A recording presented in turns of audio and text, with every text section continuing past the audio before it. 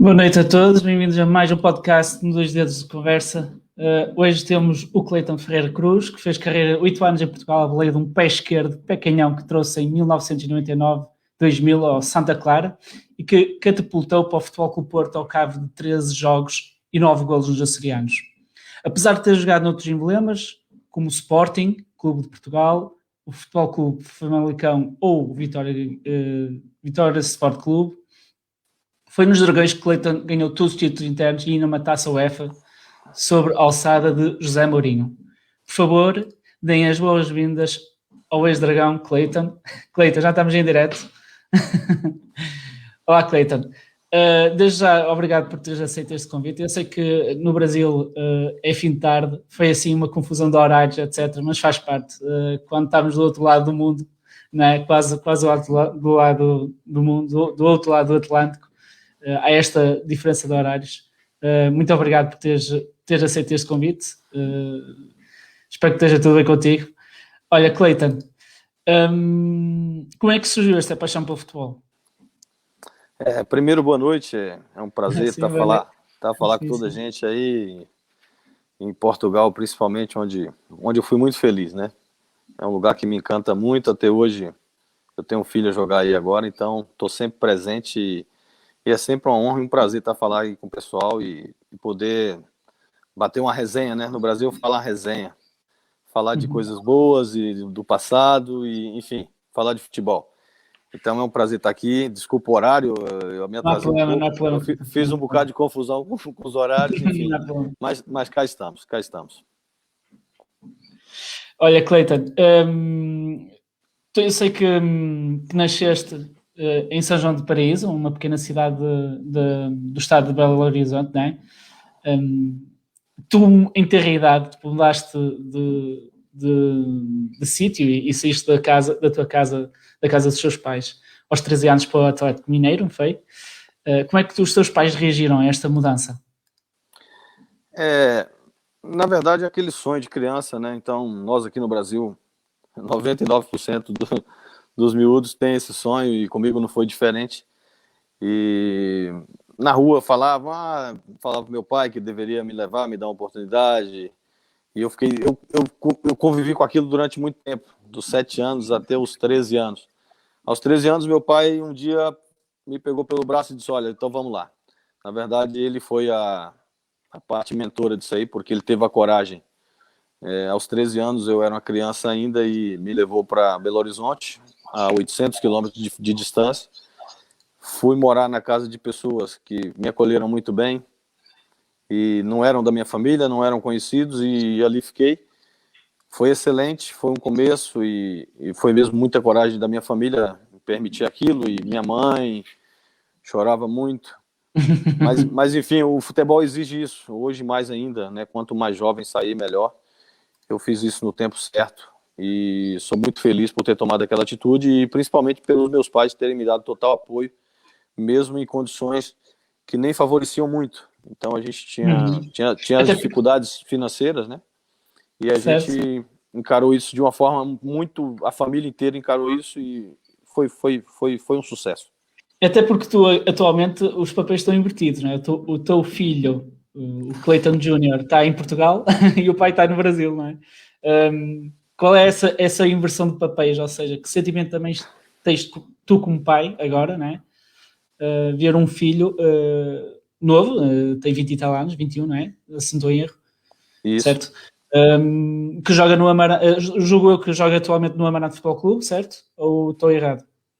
No Amarante, e fez 22 anos agora, dia 6. Ok. Qual é a sensação agora, como pai, também partilhas esse sentimento que se calhar inicialmente os teus pais tiveram quando tu mudaste tão tenra idade para uma cidade maior e tão longe de casa? No caso, para mim, foi bem mais fácil, né? Na época, o meu pai era caminhonista, era um guerreiro, sempre foi um guerreiro, sempre foi um guerreiro. As situações não eram como as de hoje. Eu já tenho conhecimento de futebol, sei mais ou menos como posso dar indicações ao meu filho de algumas situações, e meu pai não, para ele foi mais difícil. Para mim, foi mais fácil. O Cleiton já foi com a idade mais avançada, já mais maduro, e eu dou total apoio para ele também, porque eu tive esse exemplo e eu acho que a coisa mais certa, os pais darem aos filhos aquilo que é mais O interessante, que é eles empurrãozinho. criarem asas e a gente dá um empurrãozinho, exatamente. Até porque, voltar um bocadinho outra vez à tua carreira, até porque quis fazer aqui um paralelo do teu salto profissional enquanto jogador de futebol e depois o salto do filho, porque no fundo vocês vieram do Brasil para Portugal, não é? E há aqui uma coincidência e de certeza que partilhas alguns sentimentos que os teus pais também partilharam, não é? O que é natural. Voltando aqui um bocadinho à tua carreira, eu sei que tu, depois do Atlético Mineiro, houve um olheiro especial, houve um treinador especial que viu que tinhas muito potencial, que era o Manuel Fernandes, que era na altura treinador de Santa Clara. Como é que foi a reação? Porque tu tinhas uma vontade, não é, intrínseca de jogar, pelo menos, se não fosse numa liga qualquer da Europa, fosse pelo menos em Portugal, porque havia fama de haver clubes que competiam nas melhores competições europeias, não é? Qual foi a reação do convite quando soubeste que havia um interesse real de que podias vir para a Liga Portuguesa? Neste caso, para o Santa Clara. Quando se joga no Brasil, o sonho é de tá numa liga melhor. E no meu tempo, o exterior era tudo, né? Então, quando o Manuel Fernandes me viu no jogo lá em Natal, eu estava emprestado no América de Natal, ele se interessou bastante, conversou comigo. Aliás, ele não conversou nesse dia, ele mandou o empresário conversar comigo e eu prontamente aceitei o convite, porque eu também estava em fim de contrato e estava com uma certa facilidade para eu poder sair. Então, foi um pontapé interessantíssimo. O Manel foi muito importante nessa minha ida para a Europa, foi muito importante na minha adaptação. Ele fez tudo que precisava fazer para me dar o suporte na parte externa e dentro de campo também, nos treinamentos e posicionamento, questão tática. Eu tive tanto do Manel como toda a sua comissão. Até hoje eu tenho o maior orgulho, o maior prazer de falar deles, porque o pessoal do Santa Clara me abraçou muito bem. O pessoal do clube, o presidente, a diretoria, as pessoas foram muito, muito amáveis comigo. Olha que eu estava nos Açores, eu nem sabia onde ficavam os Açores, nunca tive essa curiosidade, não tinha tido essa curiosidade antes. E encontrei lá um povo maravilhoso, um povo fervoroso e acima de tudo, amável. Então, a região é uma região pequena, as pessoas são próximas e aquilo acabou sendo fantástico, porque eu fiz uma meia época de muito sucesso em termos pessoais e do próprio clube, porque nós conseguimos um clube que tinha acabado de subir da segunda liga e fizemos jogos maravilhosos. Então, foi bom para todo mundo, tudo que aconteceu na minha envolvência com Santa Clara foi bom para todo mundo. O tempo foi curto e eu até digo, poderia ter ficado mais tempo no Santa Clara, mas aí não teria tido os sabores que eu tive indo para o Porto, e que tem essa grandeza e expressão toda na Europa, representa muito bem Portugal, isso é fato, provou mais uma vez ontem isso. Então, foi da melhor forma possível essa minha ida para os Açores. Sem dúvida que os Açores é tipo, embora seja uma ilha, o Santa Clara é um clube de dimensão da ilha, não é? E da dimensão dos Açores, mas ao mesmo tempo é interessante experimentar logo à primeira vez, quando se vem para Portugal, uma torcida, como vocês dizem, não é? Uns adeptos tão fervorosos e que gostam muito daquele território e daquele clube, não é? Todos sabemos que, por exemplo, no Brasil, não é? O Brasil é, se calhar, um dos melhores locais onde os clubes europeus vão buscar talentos, novos talentos, não é? Muitos deles muito jovens, não é? E na idade de formação. E o Brasileirão tem N clubes de grande dimensão, não é? Portanto, tem ali um mercado de jogadores bastante interessante e com talento. Aliás, a última contratação do Porto foi o PP, do Grêmio, que vai dar agora o salto em julho para o Futebol Clube Porto. Tiveste a consciência que esta oportunidade não podia falhar? Ou seja, quando vieste para Portugal, quando surgiu o primeiro convite de haver um clube português, tu tiveste consciência que, ok, eu vou dar um passo importante na minha carreira, mas também tenho consciência que eu não posso desfraudar quem fez o convite e quem aposta muito, neste caso, o treinador Manuel Fernandes, não é?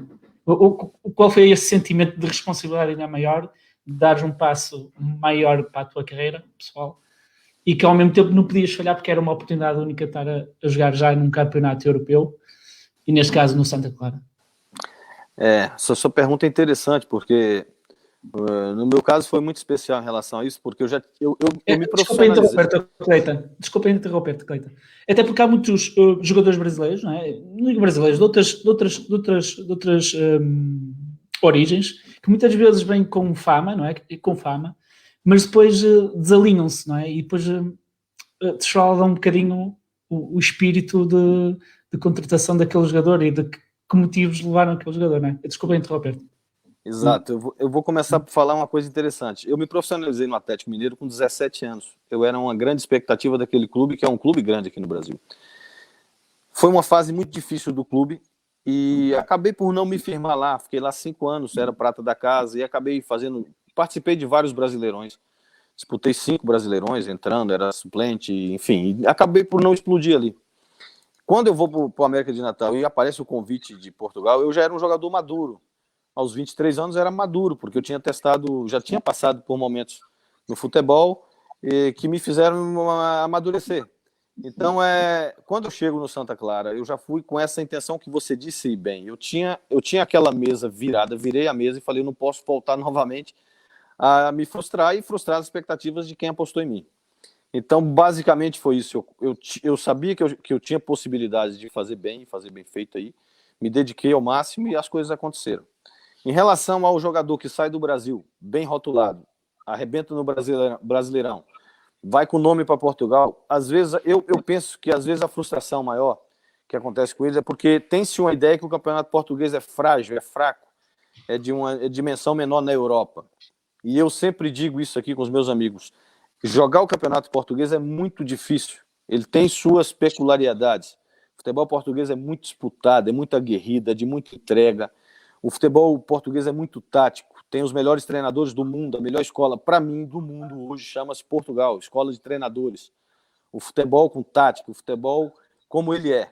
Né? Então a prova, vamos dizer que eu estou querendo puxar para o lado de Portugal. Não, os números dizem e ponto. Tanto é que o Brasil agora está recorrendo muito aos treinadores portugueses para organizarem a casa aqui. Então, quando esse jogador sai daqui bem rotulado, ele pensa, vou chegar em Portugal e vai ser fácil. Engana-se. O jogador bem rotulado aqui, que chegar em Portugal com vontade de vencer, como o Mário Jardel é um bom exemplo. O Pena, quando chegou em Portugal, chegou com ganas, com vontade, fez o que fez, foi artilheiro em 2000, 2001. Jogadores que eram já rotulados bem aqui, mas chegam aí e entregam-se, doam-se. Se o PP, por exemplo, chegar aí com essa vontade de vencer, com o futebol que ele tem, e aproveitar ao máximo, e ter a paciência, e saber ouvir, e se dedicar com os treinadores daí, ele vai com certeza evoluir muito, vai ser muito útil e vai ser uma grande aposta do Porto, porque é um talento enorme esse miúdo.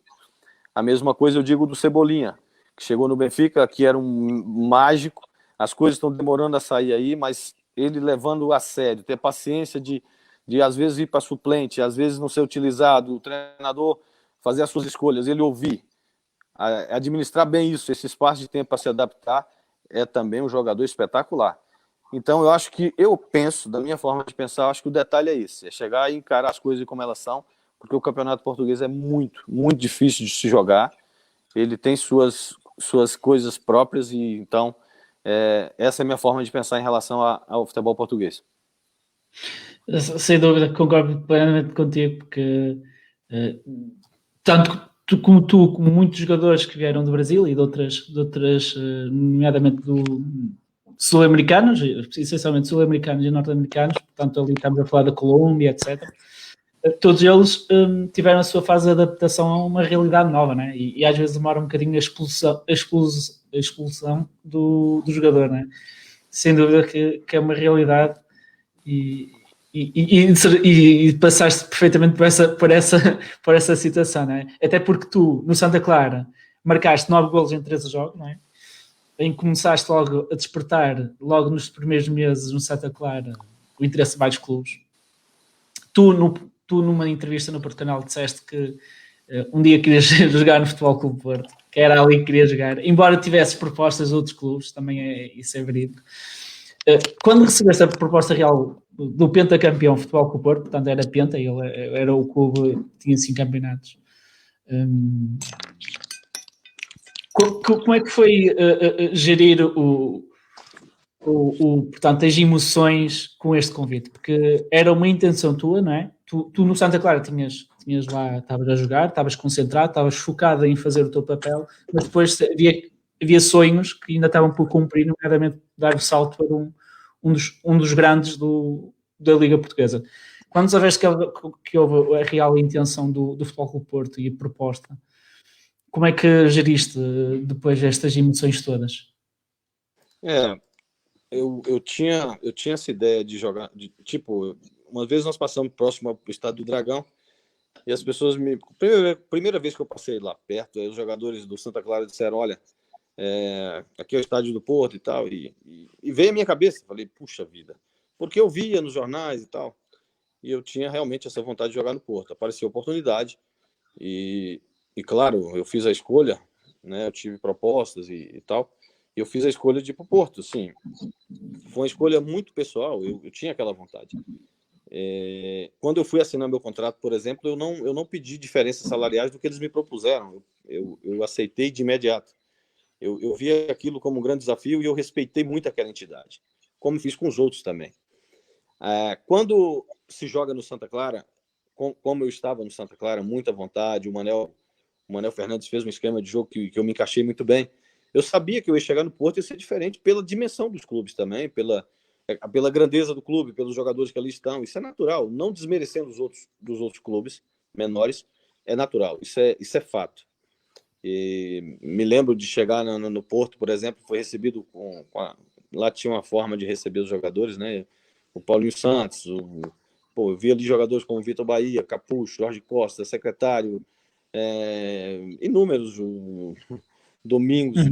Estou dizendo dos portugueses, né? Assim, que tinha o Drolovic, que era meu concorrente direto na posição, um cara fantástico, o Folha, enfim, você chega no ambiente daquele, você sente também que você vai ter disputa, exatamente, vai ter uma concorrência sadia, acima da média, né? mas tem a disputa, todo mundo quer jogar, lógico. Então, com muito respeito, é um clube muito familiar, você tem uma doutrina própria, as pessoas te cercam, eu tinha pessoa para buscar minha família no aeroporto, levar, trazer, as programações, uma organização fantástica e sinceramente, eles fazem a diferença nisso. E quando você pega essa estrutura toda e você joga a seu favor, você representa aquele clube da mesma forma que eles te dão, você também procura dar o retorno, naturalmente as coisas vão acontecer. É claro que no meu caso, não joguei tantas vezes como eu joguei a titular, era absoluto no Santa Clara, mas é lógico e óbvio que é isso que eu digo do jogador brasileiro, que tem que chegar e entender que você, quando sai a lista dos jogos das seleções, quase toda a gente vai representar seu país. É muito jogador de seleção, é muito jogador internacional. Então, você tem que respeitar isso, respeitar seus companheiros, respeitar a entidade e, claro, respeitar a si próprio, porque se a concorrência é maior, é natural. O treinador vai optar por esse ou aquele, por um jogo assim ou assado, e isso faz você permanecer nesses tipos de clube mais tempo. Não basta ser só bom jogador, você também tem que ser bom profissional. Você tem que ter uma linha de respeito com seus companheiros, com o treinador e principalmente com o clube. Sem dúvida. Olha, a tua estreia com a camisola do Futebol Clube Porto foi no dia 20 de dezembro de 1999, no Estádio das Jantas, claro, no velhinho Estádio das Jantas. Portanto, o Porto recebeu o Farense, que também este ano voltou à Liga Principal, em que tiveste a oportunidade de misturar-se com o tal talento que sempre desejaste, com Capucho, Vitor Bahia, Drolovic, etc. Qual foi a sensação desta primeira estreia em que demos 5-0 ao Farense? Exato, o Mr. Fernando Santos me lançou na segunda parte, e eu estava estava mesmo ansioso para entrar em campo, estava mesmo ansioso para sentir aquela emoção de estar no Estádio do Dragão, representando aquele clube.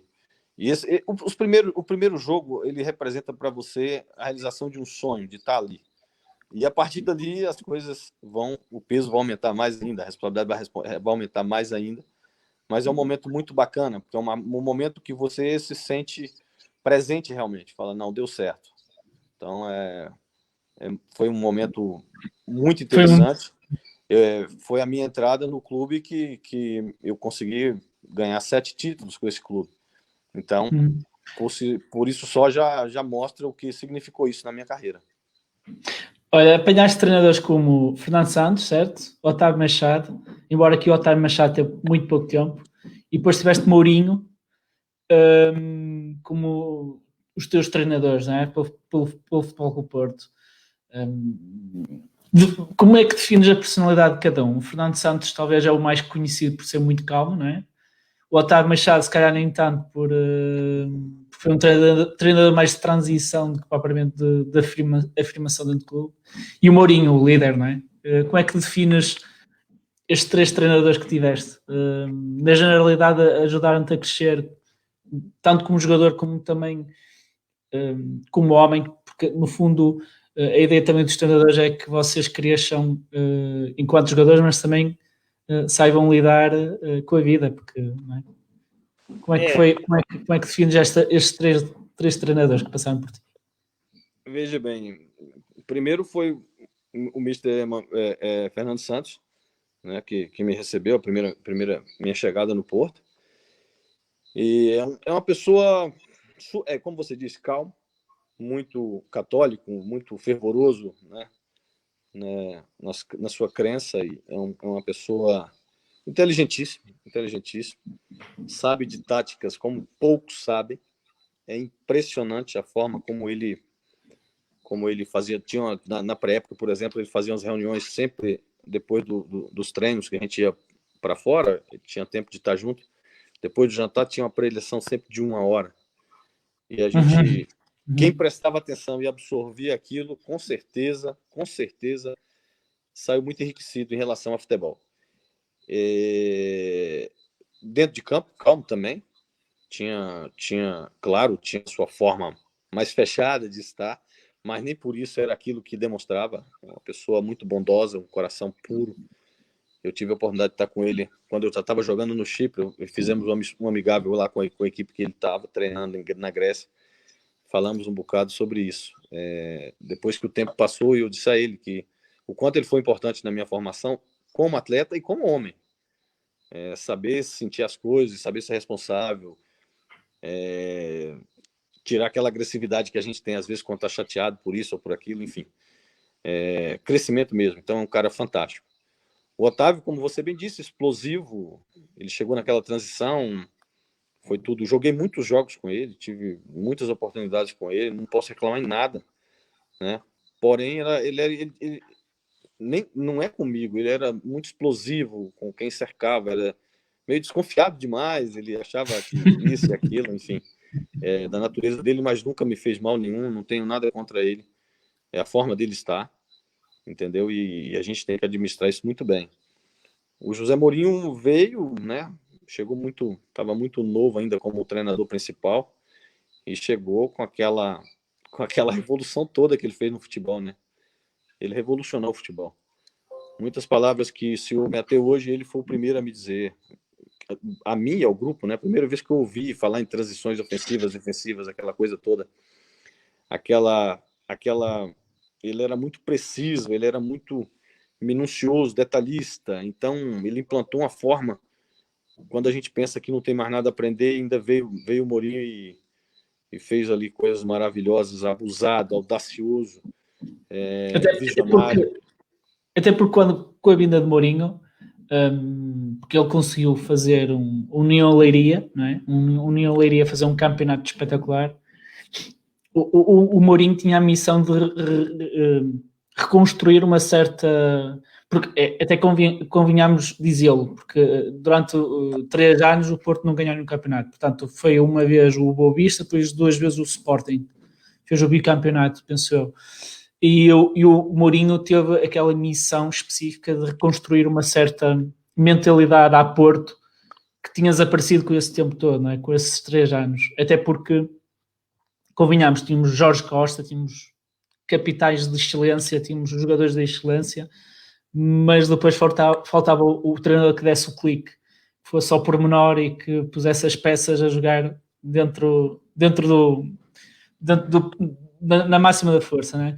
Como é que foi lidar, falando agora especificamente do Mourinho, como é que foi lidar com uma pessoa que também tem ela uma personalidade muito forte, não é? O Otávio Machado também tinha uma personalidade forte, o Fernando Santos tinha, embora não tinha uma personalidade muito forte, era uma pessoa que falava, embora muito mais calada, também falava correto e falava o que tinha que dizer. Como é que é lidar agora com o Mourinho? Porque no fundo ele veio revolucionar uma certa forma de futebol, do futebol moderno, não é? Ele veio revolucionar o futebol moderno, aquele futebol mais estático, mais estratega, mais virado para o trabalho de equipa, não propriamente para aquele futebol mais anárico que era muito conhecido entre os anos 80, anos 90, né? Mas que depois faltava ali qualquer coisa mais estratégica. O Mourinho, como é que defines o Mourinho a esse nível? A nível de liderança, a nível de personalidade? Porque veio fazer uma revolução, não foi? Mas o Mourinho fez uma revolução com muita calma, com muita. Ele fez uma revolução, mas com jeito. Ele chegou no Porto com calma, ele se juntou aos capitães, ele não foi agressivo. E veja você, vou só falar uma situação assim, eu cheguei a meio da época que perdemos o campeonato para o Sport, 99, 2000. 2001 perdemos acho que foi Boa Vista. 99, 2000, isso. Na que nós perdemos para Boa Vista o campeonato, a gente manteve uma série de jogos a vencer na reta final, acho que foram 14 jogos a vencer, e o Boa Vista também. Então, o Boa Vista foi muito pontual, eles foram justos vencedores porque eles não falharam. A gente não falhou, estava no encalço deles e eles também não falharam. Quando o Mourinho vem, a gente estava realmente precisando, né, resgatar a imagem do Porto e ela começava pelo Campeonato Português. A gente tinha que ser campeão. Ele prometeu ser campeão quando assumiu e tinha a Taça UEFA meio aí para a gente brigar, né? Então, mas quando o Mourinho chega a meio da época, ele foi muito paciente, ele mexeu muito, ele rodou muito, ele testou toda a gente, ele deu oportunidade para todo mundo. É uma coisa que eu tenho na minha cabeça, eu me lembro perfeitamente. Todo mundo jogou com o Mourinho naquele meio período que ele teve lá, na meia época. Aí quando ele pegou a época de início, aí ele, claro, ele fez o plantel dele. Né? Ele foi buscar jogadores como o Maniche, o Nuno, enfim. Todos aqueles que ele trouxe por indicação dele, com os que tinha lá que ele sentiu que dava para fazer um plantel forte e as coisas aconteceram. Mas não achaste arriscado na altura aquela célebre conferência de imprensa em que ele dá um murro na mesa e diz: nós somos muito melhores, nós somos ainda melhores que a concorrência, para o ano seremos campeões. Como é que achas que essa conferência foi, no fundo, vindo de um jovem treinador que ainda tinha que mostrar efetivamente que veio revolucionar o Futebol Clube Porto, foi também uma espécie de catapulta para criar uma certa dinâmica dentro do balneário, porque havia muitos jogadores que estavam ali que já tinham ganho tudo, não é? Que já tinham sido campeões nacionais, tinham ganho taças de Portugal, opá, e pouco mais podiam ganhar, e já estavam, estou-me a lembrar, por exemplo, Jorge Costa, portanto, eram jogadores já com uma maturidade muito grande em relação ao restante plantel. Vítor Bahia, ou seja, havia jogadores com talento, havia o Cleiton, havia etc. Jogadores com talento, mas depois faltava o clique. Como é que reagiu na altura o balneário depois dessa conferência de imprensa? Lembras-te? Veja bem, o Mourinho é um cara estudioso, ele com certeza essa leitura que você fez, ele foi na história de cada jogador e quando ele dá aquele murro na mesa, ele arriscou, mas arriscou sabendo. Ele sabia o que ele tinha em mãos, né? Ele só tinha era que tirar de dentro alguma coisa que estava negativa com um, com o outro, por isso ou por aquilo. Mas, na verdade, ele sabia que ele estava fazendo uma aposta, mas ele não estava blefando, né? Ele sabia que tinha material humano e e tinha atletas de grande nível, e tinha jogadores jovens, e tinha muita coisa ali para ele mexer. Então, quando ele faz aquilo também, de certa forma, por ele, como bom entendedor de futebol, ele sabia que tinha as costas também estariam largas para ele de todos os lados, né? E ele, claro, ele confia muito nele, sabia do que ele poderia fazer com aquele plantel. É claro que não tem matemática exata em futebol, mas ganhamos com sobra naquele ano. Ganhamos a Taça UEFA, ganhamos Supertaça, ganhamos Taça, ganhamos tudo. E ele com certeza foi era a mesma diretoria, ele mudou muito pouco jogadores e, enfim, ele fez realmente. Embora ele também arriscasse em jogadores um bocadinho anónimos, embora eu, por exemplo, estou a falar agora do Pedro Emanuel, por exemplo, o Pedro Emanuel era uma das peças do Boa Vista, campeão. Isso. Mas ele sabia que estava apostando. É isso que eu quero te dizer. Ele passou com ele, teve momentos com aquelas pessoas, com aqueles jogadores, ele sabia que ele estava mexendo. Então ele sabia o que ele podia extrair. Então eu vejo o Mourinho com muita inteligência, sempre foi muito abusado, no bom sentido, e que o tornou o melhor jogador, o melhor treinador do mundo aí por alguns anos seguidos e até hoje muitíssimo respeitado. Aqui no Brasil, por exemplo, quando falam do Mourinho, mesmo quando ele perde, eles têm medo de falar. Medo que eu digo é o que vem a seguir, né? Então ele sempre foi esse cara. O Tottenham agora mesmo tá numa evolução agora recente, ele conseguiu resgatar o futebol do Bale, já está mostrando as caras, enfim, essas coisas que não é por acaso, né?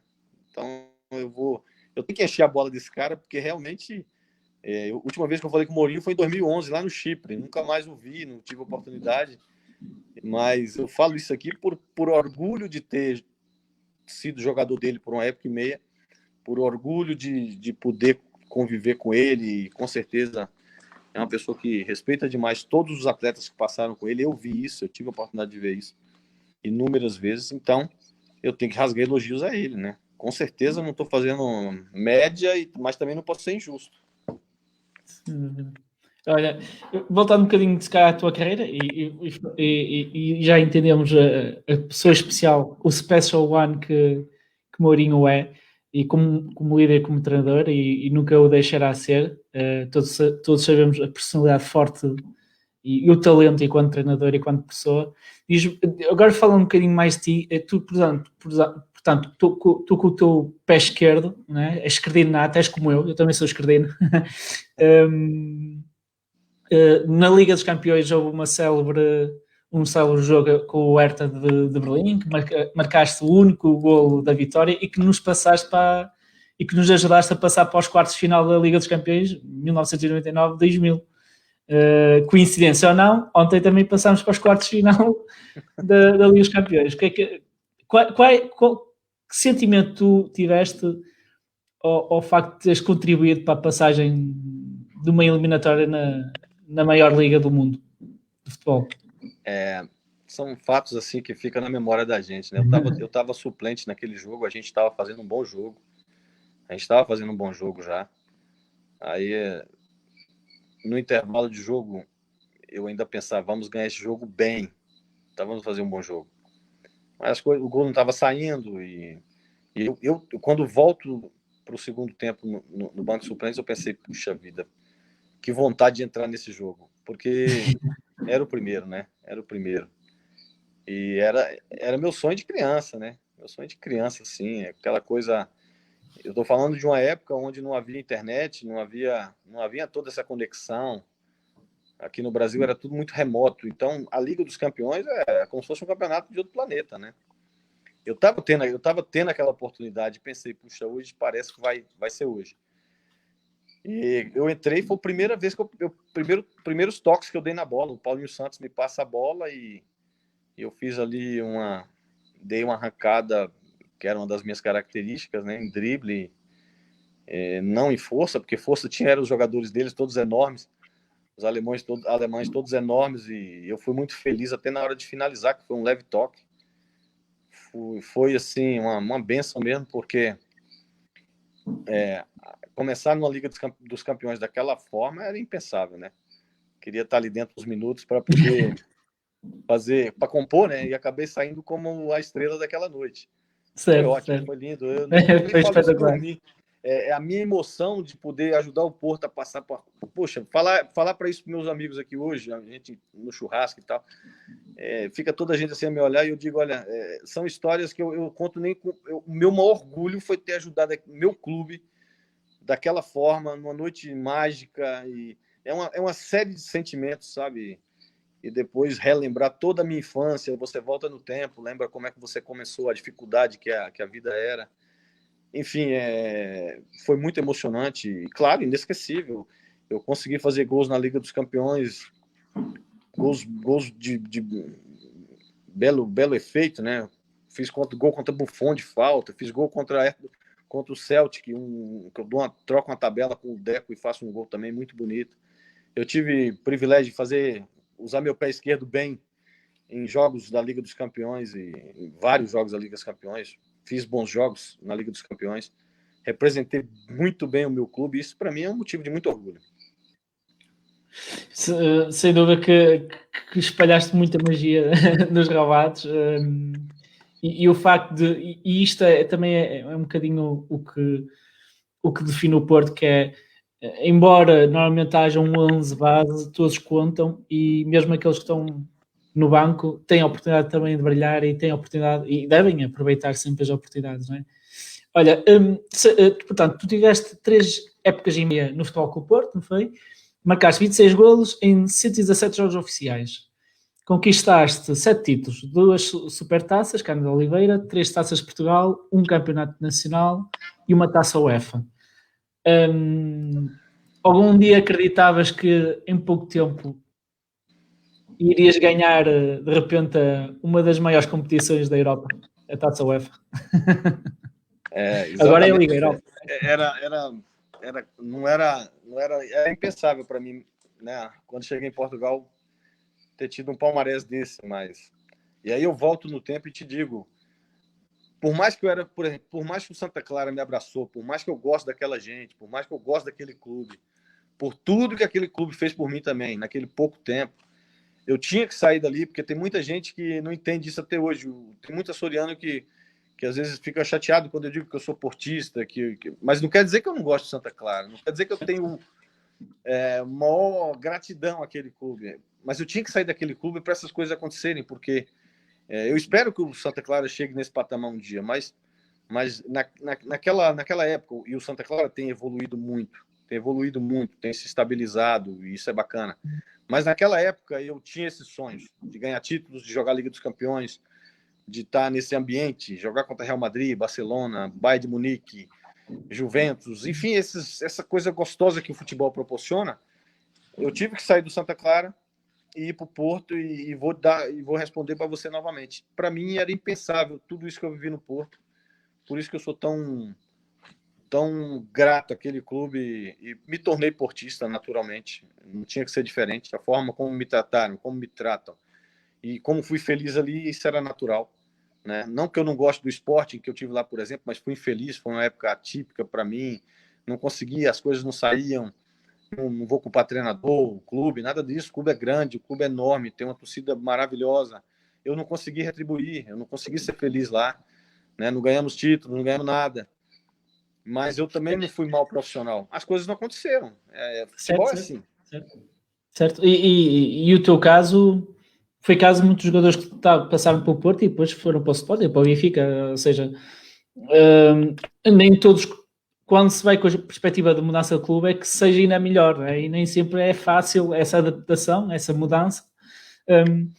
Já agora, finalizando aqui as temporadas que tiveste no Porto, e já referiste que depois do Futebol Clube do Porto foste para o Sporting. Achas que se criou uma expectativa que a tua performance iria se manter no Sporting? Embora o Sporting naquela altura fosse um clube que também estava a tentar reorganizar-se, porque uma vez que tinha sido bicampeão 2 anos atrás, na época seguinte, portanto 2003, 2004, o Sporting estava a tentar também competir taco a taco com o Futebol que Porto tinha ganho a Taça UEFA, não é?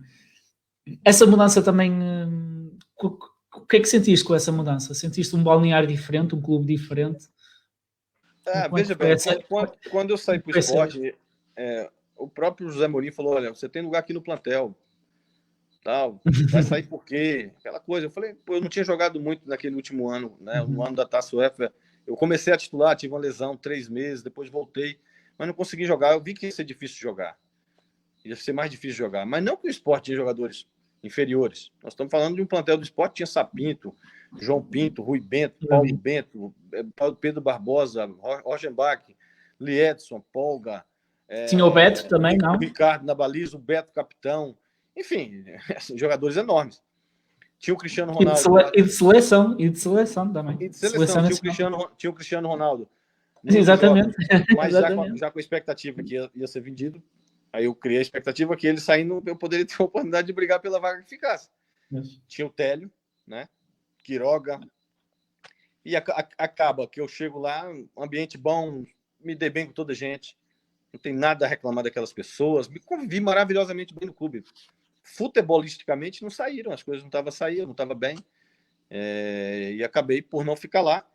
Mas é uma questão também só do clube. O esporte me empresta logo no outro ano para o Penafiel e eu fiz uma época maravilhosa no Penafiel. Deixamos o Penafiel numa colocação bacana. Depois fui para o Guimarães, aí já estava com alguns problemas no Brasil, retornei ao Brasil. Depois voltei no Penafiel na segunda liga, já no final da carreira, fui para o Chipre. Mas, tipo assim, nada disso arrependi. Faz parte, a gente arrisca e às vezes as coisas não acontecem. Certo. Tu depois do Sporting vais para o Penafiel, certo? O Penafiel que estava lá, o Manuel Fernandes novamente. O Manuel ok. Recorda-me, nessa altura o Penafiel estava na Primeira Liga, certo? Primeira Liga. Primeira Liga, certo, sim. Nós ficamos, acho que na 8ª colocação. Foi uma época muito boa. Uma época muito boa lá. Certo. Mas só que foi o seguinte, o Manuel Fernandes foi e na terceira jornada ele sai. Problemas lá no clube, problemas internos, enfim. Eu também não foi por resultados, foi mesmo por questões pessoais. Tipo assim, e coisas que acontecem. Eu até hoje não entendo isso, né? Okay. Tínhamos um plantel bom, bons jogadores, bons jogadores. E logo a seguir vem quem? Vem o Luiz Castro. O Luiz Castro estava na segunda B, que era a terceira liga agora, né? O Luiz Castro vem de um clube pequenino.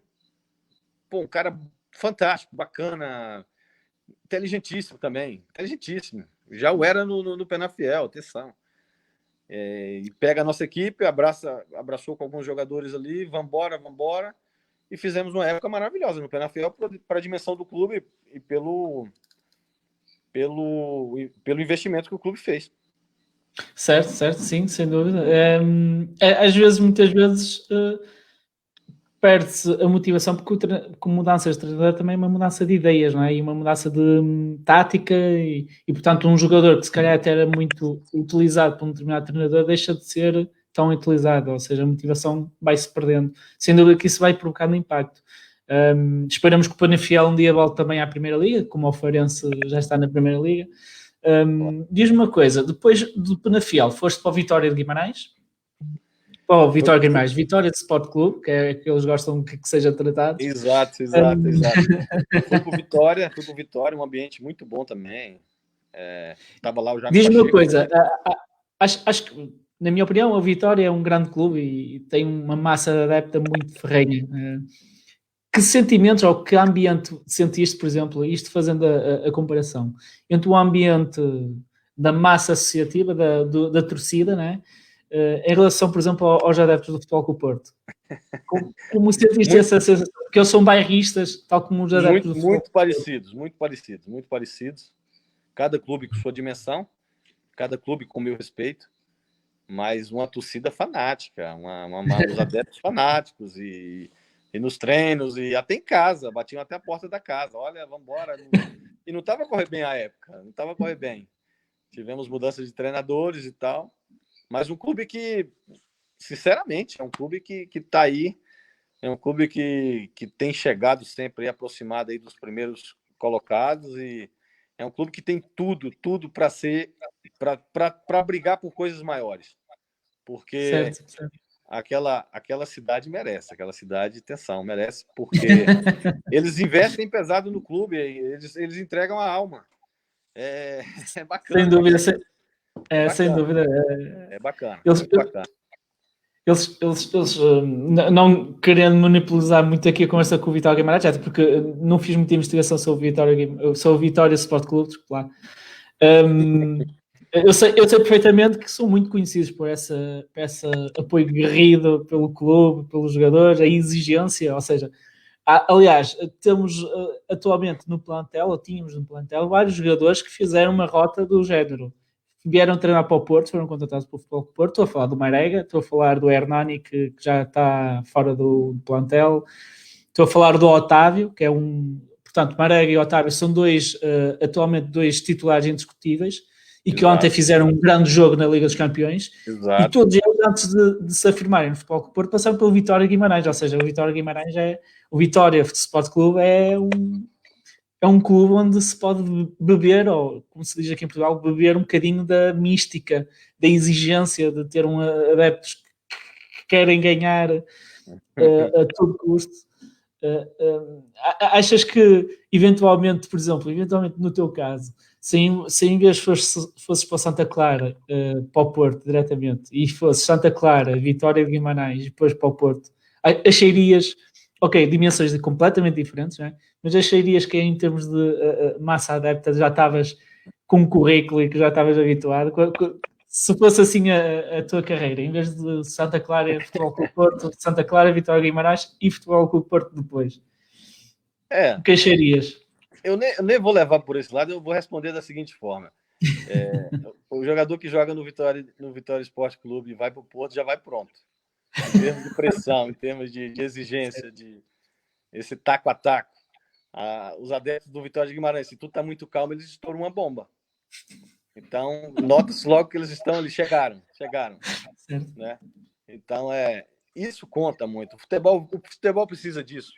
O futebol vive disso. Eu sempre falei, mesmo nos momentos ruins que a gente era criticado, que a gente era exigido ao extremo.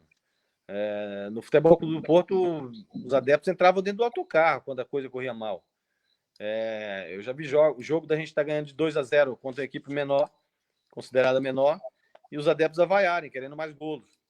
Então, eu vivenciei isso e posso dizer, essa exigência que faz o futebol existir, né? E talvez por isso o Porto tenha tanta força quando vai disputar a Liga dos Campeões, a Taça UEFA, os campeonatos externos, eles têm uma tendência de estarem mais prontos pela exigência que existe. E não estou desmerecendo os outros. Eu estou falando que ali realmente o bicho pega. Sem dúvida. Olha, Cleiton, tu passaste por Guimarães, depois voltaste para o Brasil para o Sport Clube Recife, não foi? Foi mais para relançar a tua carreira ou foi por motivos pessoais? Depois do Vitória Guimarães, foste para o Sport Foi mais motivos pessoais. Okay. Foi mais motivos pessoais. Acabei ficando 6 meses. Eu fui campeão pernambucano com o Sporting. Consegui ser campeão pernambucano com o Sporting. E depois volto ao Penafiel na segunda liga já por vontade de estar em Portugal. Eu tinha casa aí. Certo, mas o motivo foi mesmo as saudades que tu tinhas dos portugueses, ou seja, a forma como te acarinhavam, como te apoiavam e também como te criticavam. Também a crítica faz parte de um jogador profissional, não é? A exigência. Não é? E eu já estava ambientado a Portugal, a minha esposa adora Portugal, meus filhos, minha menina nasceu aí. Então, de certa forma, a gente voltou. Eu também achei que ainda tinha alguma lenha para queimar. A gente volta para o Penafiel, já era de casa, né? Tava lá o Rui Bento como treinador, o Folha era auxiliar. Mas acabamos. O que prejudicou muita gente naquela época foi que estava lá o Diego Costa e o Diego saiu no meio da época para a Espanha. E a gente estava a fazer bons jogos. Depois o Diego saiu, desequilibrou um bocado. Mas terminamos a meio da tabela. Também não tinha feito uma equipe para subir, nada parecido. Não gastaram muito, não investiram muito, né? E acabei fazendo uma época muito boa aí também e acabei tendo um convite do Chipre, né? Certo. Esse retorno me motivou também a ir para o Chipre. E foi onde eu tive 3 anos maravilhosos com minha família lá também, um país maravilhoso. Portanto, antes de terminar a tua carreira, depois em 2012 foste para o Chipre, não é? Recebeste os convites em que jogaste em 3 clubes, Al-Quil Arcana, Omnia e o EL Limassol. Como é que foi esta primeira experiência no estrangeiro? Já estavas no estrangeiro, já estavas em Portugal, mas como é que foi esta experiência fora da língua portuguesa? Porque há sempre duas coisas que normalmente os jogadores latinos, não é? Podemos chamar latinos, nomeadamente daqueles que vêm da zona sul-americanos, chamados sul-americanos, os jogadores sul-americanos, normalmente têm esta expectativa que Portugal é primeiro uma língua fácil de se adaptarem e depois dá condições para eles depois evoluírem na Europa, não é? Nas maiores ligas europeias. Embora o Chipre não seja do top europeu, não é? Até porque também estavas numa fase já de fim de carreira, não é? De que forma esta experiência fora de Portugal e fora do Brasil, não é? Fora desta língua que nós partilhamos, foi uma primeira experiência para também criar algum currículo no estrangeiro e afirmaste que, enquanto cidadão brasileiro, foste uma mais-valia para estas equipas? Foi uma experiência muito agradável mesmo. Primeiro porque o país lá é muito interessante para viver, porque é muito calmo, pequenino. É tipo uma ilha, é tipo os Açores, assim, a forma de vida deles lá. Ao nível de ilhas, já estavas habituado, não é? Exato. Já fazia. Eu também sou de um sítio muito pequeno no Brasil, portanto, isso não me causa confusão nenhuma. Então, e também, claro, a questão da língua atrapalhou um bocado no começo, mas a gente já desenrascava alguma coisa. Mas foi gostoso, porque eu já estava com 32 anos, fui com uma equipe pequena na primeira liga, mas ainda fui negociado com o Omonia. E ainda joguei contra o AEK da Grécia na Taça UEFA, passamos de fase, fomos jogar contra o City, fomos eliminados pelo Manchester City, 2-1, 2-1, 1-2 e 2-1, os jogos. Tive experiências muito boas. Depois ainda fui para o AEL Limassol também, que é uma equipe boa lá. E foi muito divertido. Mais do que tudo, foi divertido, com muita responsabilidade. Foi uma boa experiência, não foi? Uma boa experiência. Fiz muitos jogos, fiz muitos gols, tive uma participação muito efetiva nos clubes. E isso bem reconhecido lá também. Graças a Deus, tive momentos muito bons lá no Chipre. E essa alegria dentro de campo. O futebol só é gostoso assim, você tem que se sentir feliz. E eu já estava na idade de mais de fim de carreira e ainda fui ainda com a ambição de fazer bons jogos, de ajudar meus clubes e conseguir. Então, quando eu retorno... Continuaste com aquela personalidade que sempre te foi transversal em toda a carreira, não é? Que desde o início, o pequeno jovem Clayton no Brasil sonhava e manteve sempre aquela atitude profissional, embora às vezes houvesse limitações em termos de físicos, não é? Porque ao longo da tua carreira também foste tendo lesões que foram te provocando, que te baixaram a performance a nível de futebol, o que é natural, é sempre difícil controlar as lesões e espero que nenhum jogador do mundo sofra uma lesão grave, porque isso é quase matar uma carreira, não é? Há muitos jogadores que infelizmente ocorrem e são as circunstâncias do futebol. No teu caso, foste para o Chipre, mas também com uma atitude de manter o teu nível de profissionalismo, sabendo bem que, ok, provavelmente podiam ser os últimos anos da tua carreira, não é? Exato, e não fui com a intenção de só chegar ali e estar. Por exemplo, o Alqui, uma equipe pequena, estava na primeira liga lá, uma equipe pequena, mas tinha um investidor alto e quando me contratou, logo nos primeiros jogos eu também fui dando nas vistas e ele, por exemplo, eu participava diretamente com o treinador, o Chainho, por exemplo, eu indiquei o Chainho para eles, exato. O Josivalter, que jogou no Boa Vista, o Silva, quando foi para lá, foi para o meu clube também, jogamos juntos lá, eu, Silva, o Chainho, o Josivalter, eles jogadores, né? E eu participava dessa indicação, eles tinham confiança em mim. Então também não podia trair aquela gente. E fiz muito bons jogos. Eu fui negociado ainda para o Omonia, um clube maior de lá. Então tudo isso é gratificante. É interessante como, olhando se calhar também para o futebol atual, atualmente ter 32 anos não é ser velho, não é? Atualmente a performance de um jogador de 32 anos é até o ponto de maturidade máxima de um jogador, que depois Exato. se As calhar coisas mudaram eventualmente muito. As coisas mudaram muito. Naquele tempo, 30 anos já era velho. 30 anos já era velho, entre dispensado. aspas, não é? Na primeira liga já não te contratavam, né? Então, mas agora, ainda bem que mudou isso. Depende muito da vida que a pessoa leva. O Ronaldo tem provado isso muito bem. O Cristiano Ronaldo tem O Ronaldo, revolucionado sem de todas as dúvida. formas. O Cristiano tem revolucionado Ronaldo, de todas as formas. desculpa interromper-te, Ronaldo e Pepe, que o Pepe também fez um grande jogo, como fosse um pequeno jovem talento. Exato. Temos que falar isso do Pepe, com certeza. Foi até uma falha minha, porque eu sempre admirei o Pepe pela forma como ele aborda os jogos. Parece o último jogo da vida dele, qualquer um que seja. Então isso é fantástico. Quando a gente fala do Cristiano, pela expressão, todo mundo foca nele, então vira um símbolo maior.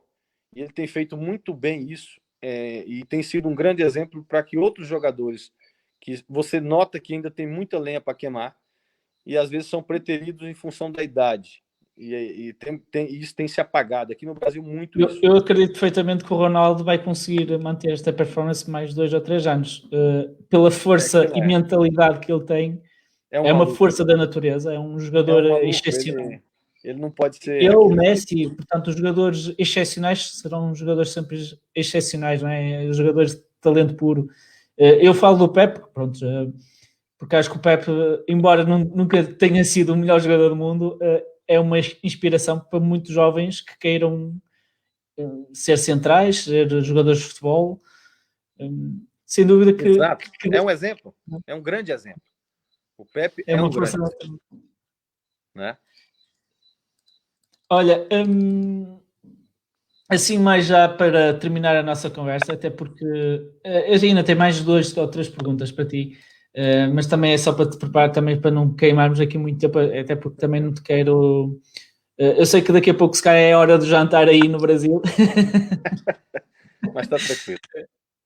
Ok, eu também não quero que não fiques aí na hora de jantar, não é isso que eu quero.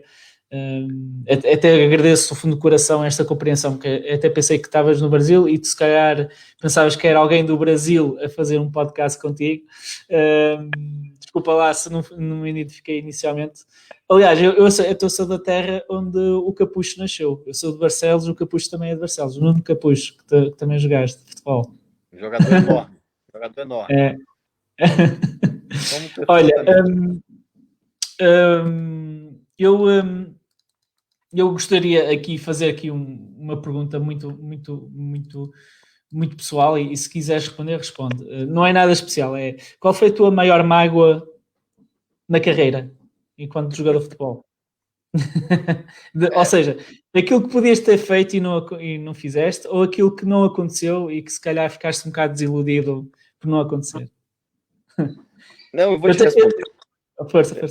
Eu vou te responder da forma mais o que eu tenho feito sempre em relação a quando alguém me pergunta coisa do gênero.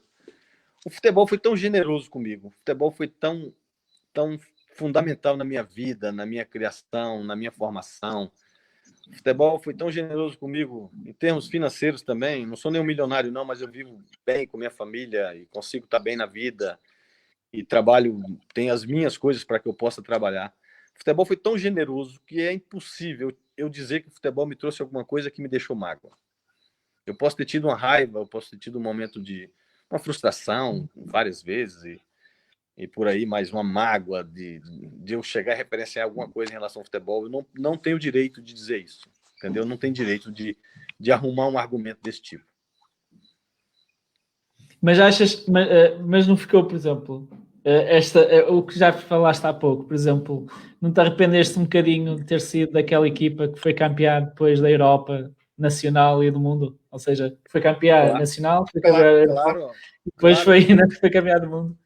Claro que eu fui feliz de ter saído, né, um ano menos bom e ter deixado aquilo tudo para trás. Não posso dizer que foi... Mas achas que é uma tentação que qualquer jovem jogador tem? Que é achar que nunca está bem e às vezes pretende mudar para algo que Isso pode é, não correr tão melhor, não é? isso é de cada um, isso é pessoal. Tem gente que acomoda, tem gente que tem medo, tem gente que tem receio, tem gente que tem mais responsabilidade na hora de escolher. É uma série de coisas que eu posso dizer, mas é como eu te falei, poderia isso, poderia aquilo. Não é por aí que eu Certo, certo, vou. certo. Eu não tenho essa Mas, mas, frustração. Eu não mas, tenho essa frustração, sabe? certo. Mas sem dúvida que podes-te orgulhar de já ter num currículo uma taça UEFA que nem todos os jogadores têm e lutam uma vida inteira. Não é? É mais Ficaste, por isso. ficaste dentro da história do clube e és relembrado e fiz questão de fazer este podcast porque foste, portanto, quando tu estavas no Porto eu era uma criança e aqui é já anos, uma coisa assim, era uma criança, ou seja, era mais um portista ferrenho, miúdo que sonha ver os grandes jogadores do Porto e portanto tenho como referência a ti como o Clayton, eu lembro perfeitamente do Clayton, era de um nome muito sonante na altura, acredito. E portanto, para mim também é fazer história, porque estou a falar com uma das pessoas que eu em miúdo ouvia muito na comunicação social. Incluindo outros jogadores, claro, Vitor Via, Capucho, Claro. portanto, uma série de jogadores de eleição que passaram pelo Futebol Clube do Porto. Olha, outra pergunta que queria te deixar, e esta aqui envolve uma pessoa muito especial que os portistas amam, que é o nosso presidente, o presidente Jorge Nuno Pinto da Costa. Como achas que ele... ok, temos... portanto, há a relação presidente e estrutura do Futebol Clube do Porto, enquanto pessoa responsável pelo clube, mas também há aquele clique que muitas vezes faz a diferença a presença dele, ou seja, só a presença dele e a forma que ele fala para os jogadores. Achas que isso também influencia muito a vida dos jogadores? Ou seja, a forma como ele olha para o jogador, não como um funcionário que tem um conjunto de objetivos para o clube, mas também como a relação humana que ele transmite. Por exemplo, ontem, muitas das imagens marcantes daquele jogo foi ver quase ele a chorar, se não a chorar, a abraçar-se a vários jogadores e ao Sérgio Conceição em especial. Como é que é possível alguém com 84, 85 anos chorar ainda como tivesse a ganhar o primeiro jogo da Liga dos Campeões, quando já foi 2 vezes campeão europeu, 2 vezes campeão da Taça UEFA, 2 vezes campeão do mundo? Como é que achas que interpretas aquelas lágrimas?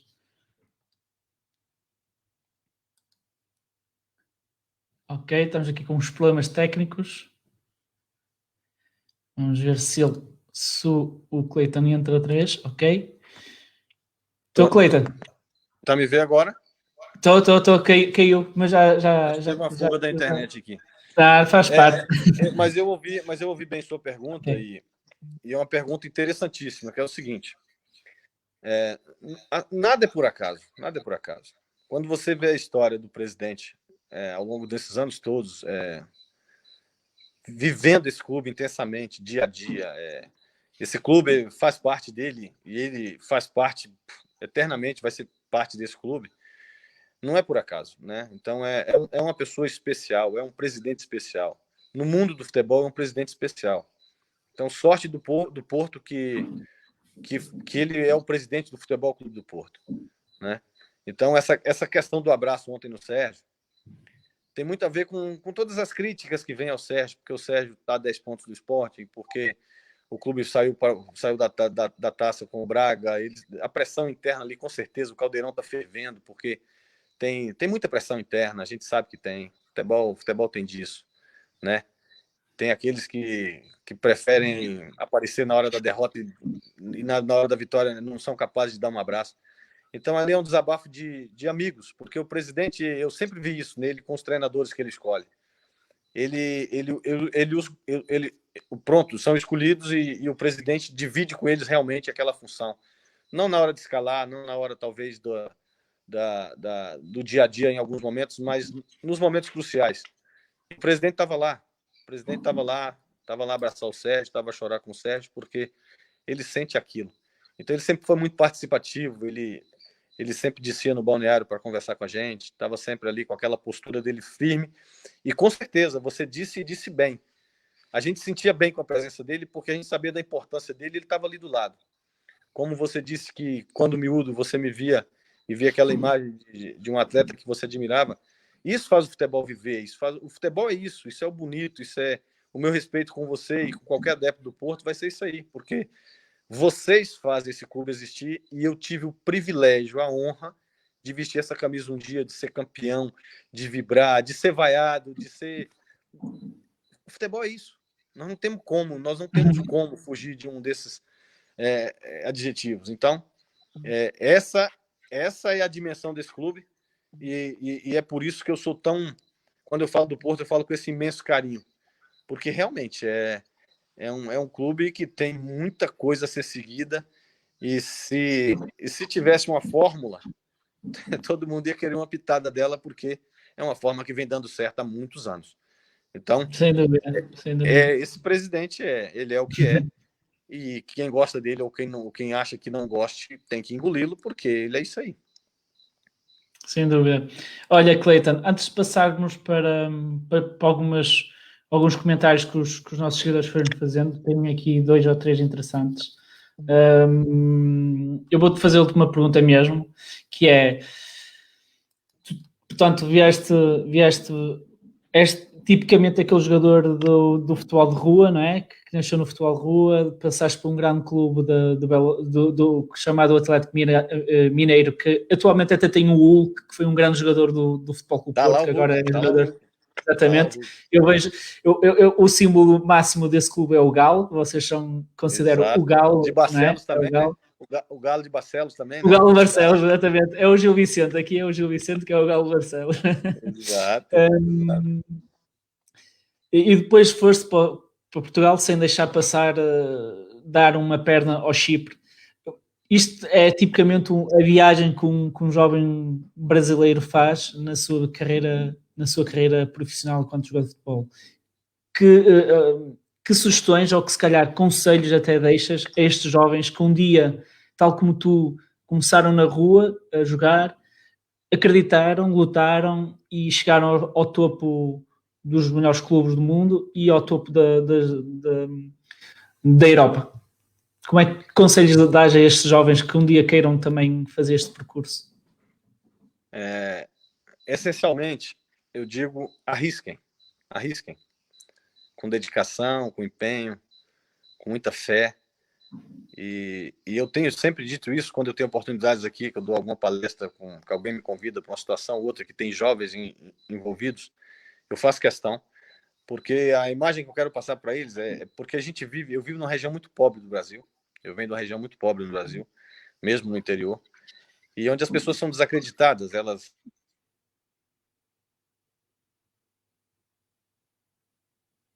Deixei-te ouvir, Cleiton, desculpa. Deixei-te ouvir. Ok, já te ouço. Acho que sim. Ok?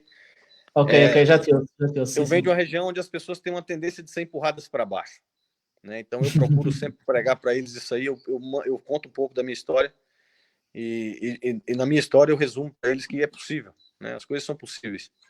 A gente tem que batalhar muito, vamos ter muita adversidade, vamos ter que ter muita persistência, muita dedicação, saber ouvir, saber esperar.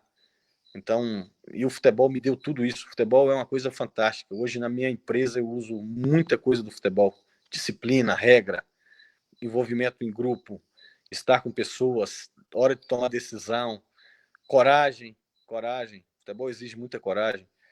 Então, o fruto de tudo isso que eu vivi na minha vida, eu passo também para meus filhos, os ensinamentos que eu dou são esses. Com paciência, com persistência, a gente chega lá. A gente pode não estar agradando hoje, mas logo à frente vem. Se a gente desistir no meio do caminho, você não vai provar o doce, né? Então, a minha história conta isso. Então, foi o que eu vivi e valeu muito a pena. Muito a pena mesmo, porque eu vivi coisas que eu nunca imaginava. Sem dúvida. Olha, fica um grande conselho. Olha, agora vou passar aqui para 2 ou 3 comentários que as pessoas foram deixando, ok? Tem aqui um portista também que eu conheço, o Pedro Machado. Manda-te um abraço. Ele também tem mais ou menos a minha idade, portanto, era uma criança quando tu entraste para o Porto, portanto, exatamente, devia ter os mesmos sonhos de ver o Cleiton. ele manda-te um abraço. Eu acho que todos os esportistas ou todos os seguidores que gostam do futebol mandam-te um abraço. Tenho certeza absoluta que era isso que desejavam. Olha, vou-te passar aqui outro comentário aqui, bastante interessante. Boas noites, do Zangadinho Ferreira, David Ferreira, é um amigo meu. Boas noites, meu caro. Qual foi a situação mais caricata do Cleiton em Portugal? Grande abraço. Tens situações caricatas em Portugal? Ou pelo menos no futebol também, não tens? Tem algumas, mas agora eu não me recordo, assim, não me recordo, agora não me vem à cabeça. Ok. Bem, Cleiton, não tenho mais questões para ti, até porque a ideia foi mesmo fazermos aqui um podcast para manter viva a tua, enquanto jogador. Foste uma peça essencial aqui em Portugal, porque fizeste parte de um grande plantel, de um plantel que marcou também Portugal, e em particular o Futebol Clube Porto. E sei que perfeitamente que és uma pessoa muito acessível, até porque o contacto foi muito informal, portanto pelas redes sociais, não é? E portanto Sim. aceitaste logo, embora eu não tivesse especificado qual era o horário, se era no Brasil, se era em Portugal. Eu que me enganei. Portanto, eu estou a falar de Barcelos, distrito de Braga, portanto aqui acima do Porto. É o distrito acima do Porto, há o Porto e depois é o distrito de Porto, que ainda fica mais a norte de Portugal. Me lembro bem. Exatamente, dos jogos contra o Braga, não é? Principalmente. Contra o Gil também. E do Gil Vicente, recentemente, nos últimos 2-3 temporadas, subiu, teve a justiça desportiva finalmente ao lado dele. Embora este ano as coisas não estejam a correr muito bem, pronto, a ver se melhora a partir de agora. Olha, agradeço do fundo do coração esta horinha que tivemos a falar. Foi bom recordar a tua vida enquanto profissional. Lembro perfeitamente da reportagem que deste no Porto Canal, também tirei lá muitas destas perguntas, eventualmente até estás a responder algumas que já respondeste lá, mas foi a ideia aqui foi também não estar aqui a fazer perguntas erradas e não estar aqui quase a passar vergonhas, portanto também tive que investigar um bocadinho da tua vida profissional. Queria agradecer do fundo do coração esta disponibilidade tua. Eu sei que atualmente és empresário e tens também uma vida profissional, portanto também foi aqui também tentámos enquadrar um horário que desse para os dois. Obrigado pela tua disponibilidade. Espero-te ver várias vezes a falar, por exemplo, no Estádio Dragão, que também às vezes o Porto Canal convida ex-jogadores de futebol, claro, do Futebol Clube Porto, para dar uma palavra, para dar etc. Espero que um dia o Porto Canal também te convida para vir aqui comentar uma liga, a antevisão de uma Liga dos Campeões ou uma Liga Europa. Esperemos que seja na Liga dos Campeões, que é bom sinal. Ou até um jogo do campeonato. Portanto, é sempre importante ex-jogadores de futebol de Porto, que embora estejam a fazer outras coisas que fora do futebol, sejam sempre relembrados, porque fazem sempre parte da vida das pessoas. E tu fazes parte da minha vida, como de muitos esportistas que olhavam sempre para as equipas do Futebol de Porto. Muito obrigado por teres aceito este convite, por esta hora. Portanto...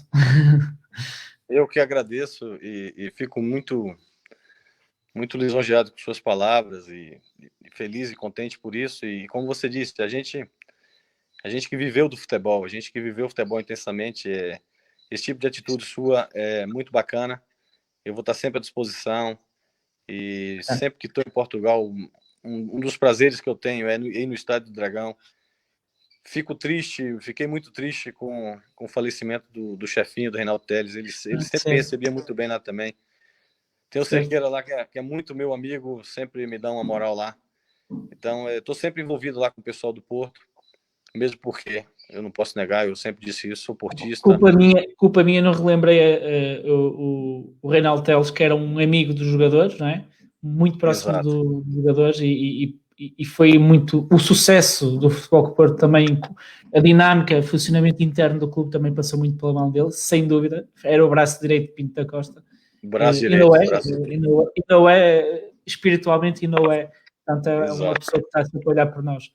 E depois o senhor Domingos Oliveira, que já não me lembro, Domingos Oliveira, não é? Que era uma espécie de pai dos jogadores. Domingos Pereira. Domingos Pereira. Domingos Pereira, exatamente, desculpa lá. Exato, Que era uma um espécie senhor de... fantástico.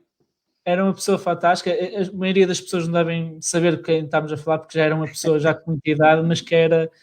Eu lembro-me de falarem dessa pessoa no sentido que era uma pessoa muito resguardada, não era muito visível nas fotos, nos títulos, etc., mas era uma pessoa quase pai dos jogadores, ou seja, os jogadores, nomeadamente aqueles que vinham de fora do país de Portugal, que não tinham qualquer noção da dimensão do futebol com o Porto, era ele que fazia a integração dessas pessoas.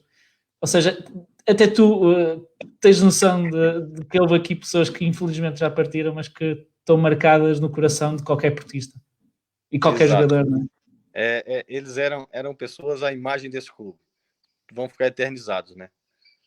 Sem dúvida. Bem, Cleiton, obrigado. Quando quiseres sair, está à vontade, porque eu ainda vou continuar aqui a dizer umas coisas, mas sozinho. Muito obrigado por este momento. E desculpa se estou a interromper um jantar. Em breve eu estou em Portugal, a gente vai, passando essa pandemia, a gente vai encontrar ainda e vamos dar boas risadas, tá bom? Ok.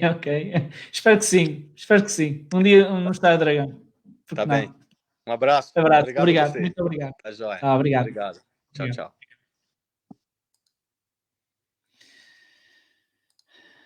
Bem, Cleiton saiu. Sinto-me um bocado emocionado porque lembro do Cleiton. Claro, nós temos aquela noção do jogador jovem, do jogador atlético, né? Mas foi sem dúvida aqui um reencontro bastante emocionante de falarmos de muitas pessoas, muitas delas que já não estão cá e aquelas que ainda continuam cá e que fazem parte da história destes ex-jogadores, independentemente da cor do clubística. Falámos aqui de clubes de todas as dimensões. Eu agora vou falar do próximo convidado. Como nota final, o meu próximo convidado portanto, tem aqui a minha cavalezinha, portanto, o meu próximo convidado é um ex-candidato à presidência da República, é líder de um partido chamado RIR, Reagir, Incluir e Reciclar, e diz que o escritório dele é a rua. Já sabem quem é, pois, não é? Portanto, já sabemos todos que é o Vitorino Silva. Vamos conhecer melhor o lado político do Vitorino e o que lhe move na vida política. Portanto, dia 13 de março, às 9h30, não faltem um novo direto de algumas ideias soltas. Por isso, cuidem-se até lá. Abraço.